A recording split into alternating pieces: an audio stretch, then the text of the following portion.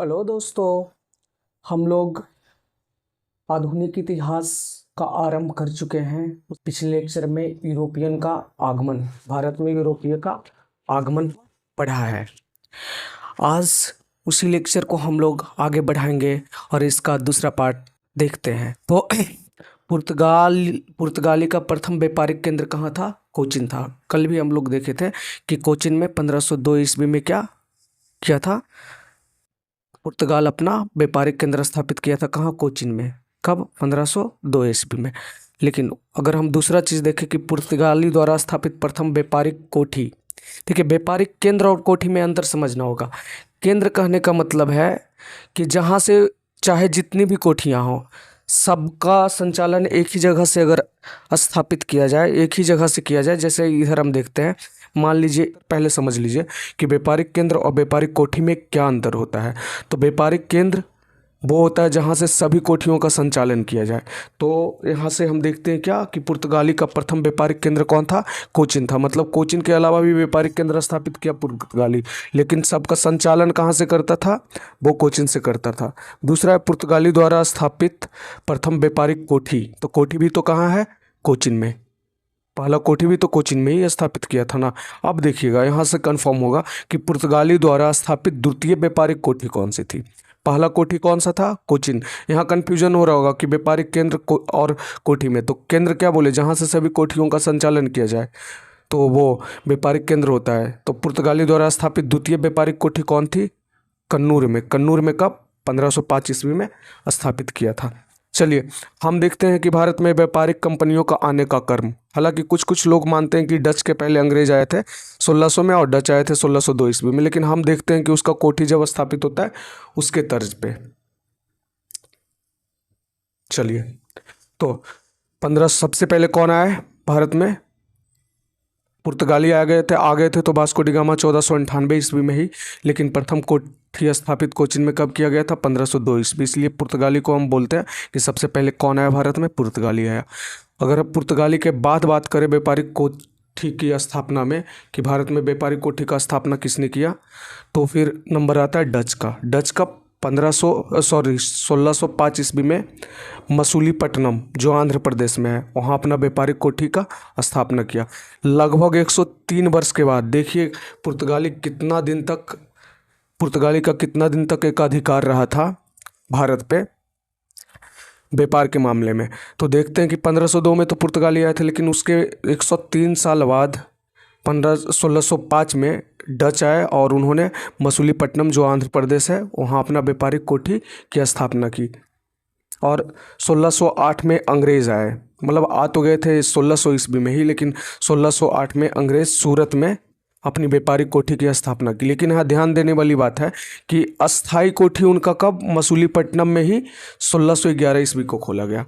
ध्यान से सुनिएगा, अंग्रेज का प्रथम कोठी अगर पूछे कि प्रथम कोठी अंग्रेज स्थापित कहाँ किया था व्यापारिक कोठी, तो हम जवाब देंगे कहाँ? सूरत में। कब? 1608 में। लेकिन अगर हम बात करें कि प्रथम अस्थाई कोठी व्यापारिक कोठी कब खोला था, तो 1611 ईस्वी में मसूलीपट्टनम में। चलिए, उसके बाद 1620 में डेनिस ने ट्रावनकोर में अपनी व्यापारिक कोठी की स्थापना की। और सबसे अंत में 1668 ईस्वी में फ्रांसीसी ने सूरत में क्या किया? अपना व्यापारिक कोठी शुरू किया। तो यहाँ से हम देखते हैं कर्म, हालांकि अगर हम आने का कर्म देखें तो पुर्तगाली के बाद डच ना अंग्रेज बोलेंगे हम। पुर्तगाली के बाद अंग्रेज आए थे, फिर डच आए थे, फिर डेनिस, फिर फ्रांसीसी। लेकिन आने का मतलब तो यार घूमने के लिए थोड़ा आया जो वीजा पे चला आया। आने का मतलब है यहाँ व्यापारिक कोठी का स्थापना करना। तो व्यापारिक कोठी का स्थापना जैसे जैसे जो जो किया है उसका कर्म हम ऊपर से नीचे तक लिख लिए। पहले पुर्तगाली, फिर डच, फिर अंग्रेज, फिर डेनिस, फिर फ्रांसीसी। चलिए हम देखते हैं। अब देखते हैं कि पुर्तगाली कुछ इम्पोर्टेंट सब गवर्नर का तो पढ़ना नहीं है, पुर्तगाली के कुछ बहुत महत्वपूर्ण गवर्नर हुए उनके बारे में पढ़ते हैं। तो सबसे पहले कौन है? Francisco de Almeida.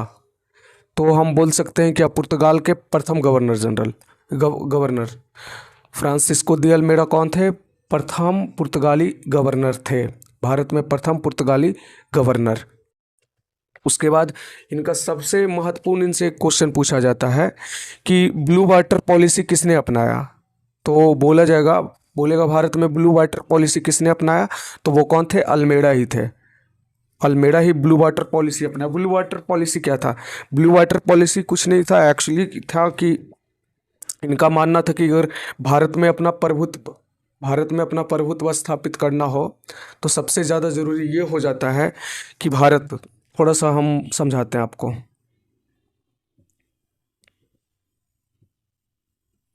मान लेते हैं अपना भारत है और इधर अरब सागर, अरब सागर, तो इनका मानना था अरब सागर या पूरा हिंद महासागर भी हम कर सकते थे। तो अल्मेडा का मानना था कि अगर हम भारत के बाहर जो समुद्री समुद्री समुद्री संपदा है या समुद्र है, मतलब अरब सागर है, अगर यहाँ पे मेरा शासन हो गया तो मान लो कि परोक्ष रूप से भारत पे भी मेरा शासन है। और यहाँ पर से जो अरब व्यापारी थे उनको ये हटाना चाहते थे, और इनको हरा कर, बोला जाए तो अरब को और गुजरात के व्यापारी दोनों को हरा कर अरब सागर से बाहर कर दिए थे। ये इनका पॉलिसी कि हम एक छत्र राज करेंगे किस पे, अरब सागर पे। ये इनका पॉलिसी क्या कहलाता था, ब्लू वाटर पॉलिसी कहलाता था। अगर हम फ्रांसीसी गवर्नरों का बात करें तो दूसरा सबसे महत्वपूर्ण नाम आता है, जो दूसरा नहीं बोल सकते हैं कि सबसे महत्वपूर्ण नाम, एक्चुअल में सबसे महत्वपूर्ण नाम जिनका है वो कौन है, अल्फांसो डी अल्बुकर्क। सबसे महत्वपूर्ण नाम अल्फांसो डी अल्बुकर्क है। तो अल्फांसो डी अल्बुकर्क का कुछ पढ़ते हैं। तो भारत में पुर्तगाली साम्राज्य का वास्तविक संस्थापक कौन थे, अल्मेडा। संस्थापक तो अल्मेडा बोलेंगे क्योंकि प्रथम गवर्नर थे, लेकिन वास्तविक रूप से अगर बोला जाए कि भारत में पुर्तगाली साम्राज्य का वास्तविक संस्थापक कौन था तो वो होगा अल्फांसो डी अल्बुकर्क होंगे।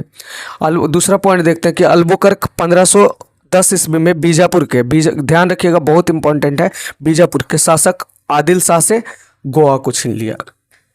क्या किया, अल्बुकर्क ने 1510 ईस्वी में बीजापुर के शासक आदिल शाह से गोवा छीन लिया। इसलिए तो हम बोलते हैं क्योंकि इन्होंने अपने साम्राज्य को विस्तार किया, साम्राज्य का विस्तार किया भारत में, इसलिए बोलते हैं कि भारत में पुर्तगाली साम्राज्य का वास्तविक संस्थापक कौन, तो अल्फांसो डी अल्बुकर्क है। तो अल्बुकर्क 1510 ईस्वी में बीजापुर के शासक आदिल शाह से क्या किया, गोवा छीन लिया। उसके बाद देखिएगा होर्मुज एवं मलक्का जो दक्षिण पूर्व एशिया का प्रमुख व्यापारिक मंडी एवं जल संधि है, उस पर अल्बुकर्क ने 1511 ईस्वी में कब्जा कर लिया। देखिए दक्षिण पूर्व एशिया का दो महत्वपूर्ण जल संधि होर्मुज और मलक्का, जो बहुत बड़ा व्यापारिक केंद्र होता था, बल्क ट्रेड का बोल सकते हैं हम लोग, उस पर कौन कब्जा कर लिया, 1511 ईस्वी में अल्बुकर्क ने उस पर कब्जा कर लिया। इसलिए तो इनके बारे में बोला जाता है कि भारत में पुर्तगाली साम्राज्य का वास्तविक संस्थापक है। अब देखते हैं एक और महत्वपूर्ण गवर्नर जो भारत में आया, वो है नीनो डी कुन्हा।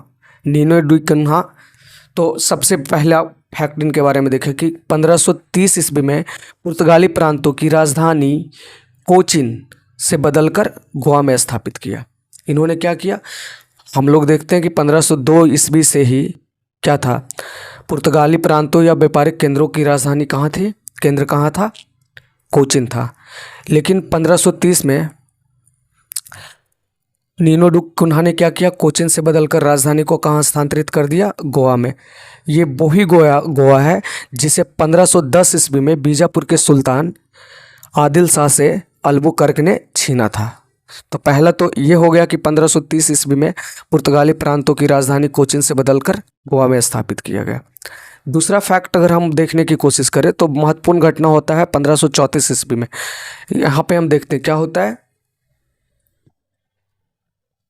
यहाँ पे होता है कि गुजरात के शासक नीनो डी कुन्हा ने गुजरात के शासक जो थे कौन, बहादुर शाह, उनसे दमन और दीव को प्राप्त किया। मतलब बहादुर शाह ने नीनो डी कुन्हा को गुजरात का दो स्थान दीव और बेसिन, सॉरी दमन और दीव नहीं, आज का दमन दीव हम लोग बोलते हैं, तो दीव और बेसिन को क्या किया, प्राप्त किया। किन से, बहादुर शाह से। कब, 1534 ईस्वी में नीनो डी कुन्हा ने गुजरात के शासक बहादुर शाह से दीव और बेसिन को प्राप्त कर लिया।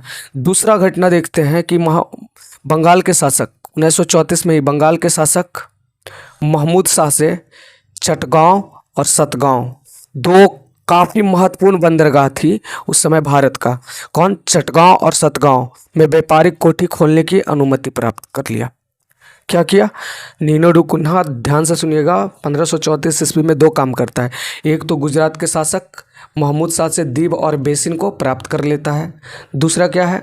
बंगाल के शासक महमूद शाह से चटगांव और सतगांव, जो दो महत्वपूर्ण बंदरगाह थे उस समय भारत के, वहाँ व्यापारिक कोठी खोलने की अनुमति प्राप्त कर लेता है। चलिए,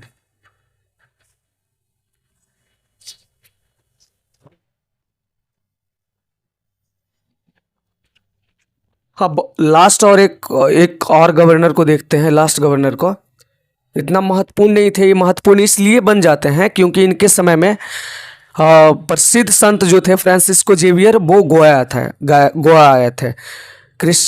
क्रिश्चियनों का बहुत ही महत्वपूर्ण और फेमस जो संत थे, कौन? फ्रांसिस्को जेवियर, शायद दिख रहा होगा, फ्रांसिस्को जेवियर। वो क्या हुए थे? गोवा आए थे। किसके शासनकाल में? उस समय कौन गवर्नर था? अल्फांसो डी सूजा। तो अल्फांसो डी सूजा का नाम इसलिए याद रखेंगे कि क्वेश्चन कभी कभी आता है कि प्रसिद्ध संत फ्रांसिस्को जेवियर किसके काल में गोवा आए थे? तो कौन थे? अल्फांसो डी सूजा। उस समय पुर्तगाली गवर्नर कौन था? अल्फांसो डी सूजा। तो याद रखना है। और कहाँ आए थे ये भी याद रखना है, गोवा आए थे। आप देखते हैं, पुर्तगालियों का एक प्रणाली था टैक्सेशन का, जो वो अरब सागर में वसूलते थे, उसको हम लोग बोलते हैं कार्टेज अरमेडा काफिला। कार्टेज अरमेडा काफिला, या फिर सिंपल सा हम लोग क्या बोलते हैं? काफिला प्रणाली। तो ये काफिला प्रणाली थी क्या? तो किसी भी गैर पुर्तगाली जहाज़ों को, देखिएगा, किसी भी गैर पुर्तगाली, मतलब जो पुर्तगाल का जहाज़ ना हो, कोई हो, फिर किसी भी गैर पुर्तगाली जहाज़ों को बिना परमिट लिए अरब सागर में प्रवेश वर्जित कर दिया गया। मतलब आप को अगर व्यापार करना तो छोड़ दीजिए, अरब सागर में अगर प्रवेश भी करना है तो उसकी अनुमति किससे लेना होगा? आपको परमिट लेना पड़ेगा। किससे? पुर्तगालियों से। और उस परमिट के क्या, उस परमिट में क्या था? आपको कुछ पैसा, आपको टैक्स देना होता था, आपसे टैक्स लिया जाता था। तो वही टैक्सेशन का इसका रूप था, पुर्तगालियों का टैक्सेशन का एक रूप था जो वो अरब सागर में वसूलता था। वो क्या कहलाता था? कार्टेज अरमेडा काफिला। और सबसे महत्वपूर्ण बात तो ये है कि पुर्तगाली अकबर तक को नहीं छोड़ा। पुर्तगाली क्या किया? पुर्तगाली अधिकार वाले क्षेत्रों में व्यापार करने के लिए मुगल सम्राट, देखिएगा यहाँ पर, मुगल सम्राट अकबर को भी परमिट लेनी पड़ी। अरे आम आदमी को तो छोड़ दो भाई, वो यहाँ तक इतना खतरनाक था पुर्तगाली कि वो भारत का उस समय मुगल सम्राट जो थे अकबर, उनको भी परमिट लेना पड़ा अरब सागर के थ्रू व्यापार करने के लिए। तो समझ लो क्या पकड़ था उसका समुद्र पे। रीजन था, बहुत ही उच्च स्तर का वो जहाज निर्माण किया करता था। अब हम लोग देखते हैं कि पुर्तगाली आया तो भारत में क्या क्या नया चीज़ लाया। तो पहला तो देखते हैं क्या? तंबाकू की खेती। जो अभी हम लोग तंबाकू देखते हैं, तो तंबाकू की खेती का प्रारंभ किसने किया? पुर्तगाली ने ही किया। दूसरा महत्वपूर्ण है प्रिंटिंग प्रेस। भारत में प्रिंटिंग प्रेस लाने का श्रेय भी किसको दिया जाता है? पुर्तगाली को दिया जाता है। क्यों? देखो, 1556 में पुर्तगाली ने गोवा में प्रथम प्रिंटिंग प्रेस की स्थापना की। पूछा जाएगा कि भारत में प्रथम प्रिंटिंग प्रेस की स्थापना कब की गई? तो हम लोग जवाब देंगे 1556 में। किसने की? पुर्तगालियों ने की। कहाँ किया? तो गोवा में किया। याद रखना है। तो प्रिंटिंग प्रेस की शुरुआत भारत में करने वाला कौन था? भारत में प्रिंटिंग प्रेस का शुरुआत करने वाला पुर्तगाली ही थे, जिन्होंने 1556 में गोवा में प्रथम प्रिंटिंग प्रेस की स्थापना की। उसके बाद जहाज़ों का निर्माण, देखो छोट मोट नावों का निर्माण तो होते ही रहता था भारत में पहले भी। जैसे पहले भी हम पढ़ते हैं कि चोल साम्राज्य का बहुत ज़्यादा उन्नत तकनीक था जहाज़ों के निर्माण में, लेकिन फिर उतना अच्छा नहीं रह पाया। तो बोल सकते हैं कि उन्नत जहाज़ों का जो तकनीक भारत में लाया, जहाज़ों का निर्माण जो हुआ, वो किसके शासनकाल में? तो पुर्तगाली। जो पुर्तगाली आए थे, जहाज़ भी उन्होंने ही लाया।